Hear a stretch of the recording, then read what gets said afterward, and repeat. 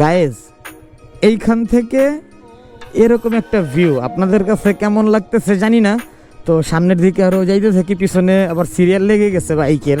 তো এই যে মাটির রাস্তা দিয়ে যাইতে হইতেছে, মানে ভিডিও আমি কোন দিক থেকে আমি কতটুকু লং করব আমি বুঝতেছি না, মানে এত ভিউ।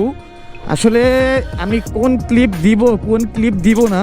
আমি যদিও আলাদা আলাদা করে শর্ট করে যদি আপলোড দিই তাও আপনারা দেখেন, কারণ আমার দ্বারা মানে আমি যেখানে যাইতেছি ভিউ পাইতেছি।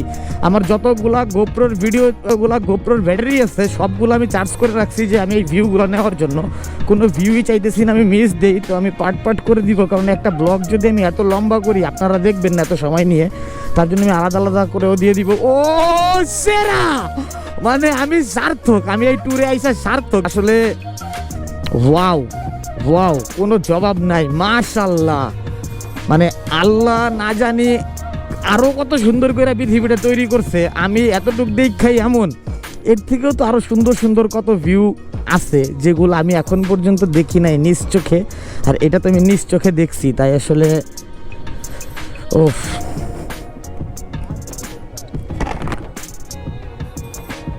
পাহাড়ে তো একটু যাইতে চাইছিলাম। কত দূর?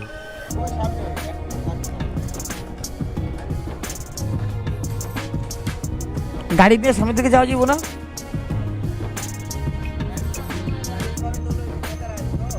ও আচ্ছা, গাড়ি রেখা যেতে দিব তো আবার অনেক সময় লেগে যাবো। যাবো আবার পাঁচগাঁও যাবো আমরা, বুঝছেন? হ্যাঁ,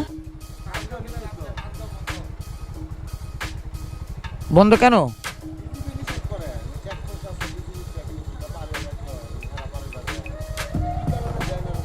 না, আমরা তো বাংলাদেশের মধ্যেই থাকবো। ও, ওই পাহাড়ে যাওয়া যায়। আচ্ছা চলো, এই এদিকে আয়। এই যে